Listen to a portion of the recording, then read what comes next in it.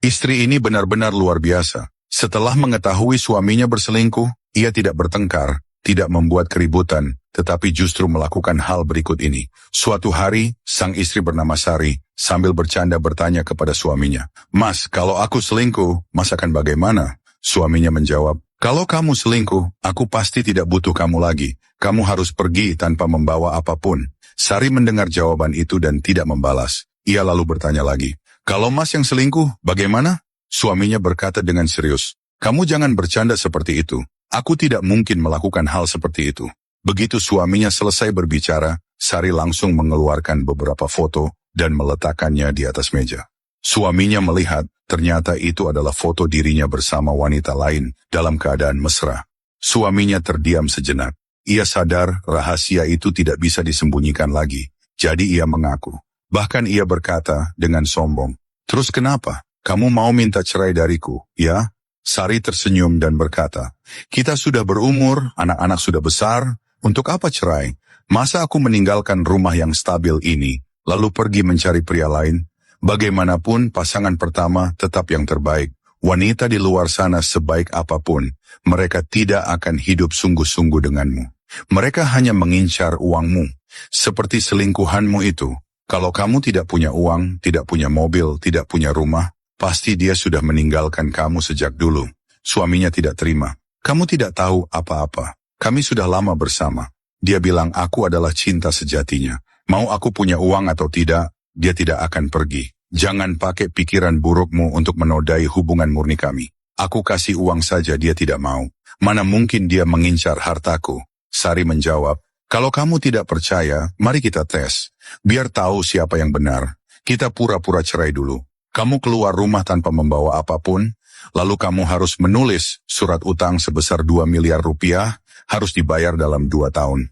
Setelah itu kamu tunjukkan surat cerai dan surat utang itu kepada dia, dan bilang bahwa kamu tidak punya apa-apa lagi, bahkan menanggung utang 2 miliar rupiah. Kalau dia tidak mau lagi denganmu, kamu kembali ke sini. Kita hidup baik-baik, masalah ini dianggap selesai, dan tidak boleh diungkit lagi. Kalau dia mau menerima kamu, aku akan merestui. Surat utang itu kita hancurkan." Suaminya berpikir sebentar dan merasa tidak akan rugi, lalu ia setuju. Keesokan harinya, sesuai rencana, mereka resmi bercerai. Surat utang ditulis, cap jempol ditempel. Setelah itu, suaminya buru-buru membawa surat cerai untuk menemui wanita selingkuhannya. Kalian tahu bagaimana reaksi wanita itu? Begitu tahu bahwa pria itu keluar rumah tanpa harta dan bahkan membawa utang, wajahnya langsung berubah dan ia memaki. "Kamu pikir kamu siapa? Tidak punya uang, malah bawa utang segunung. Kamu masih punya muka datang ke sini. Dari mana kamu dapat kepercayaan diri bahwa aku sungguh-sungguh mencintaimu?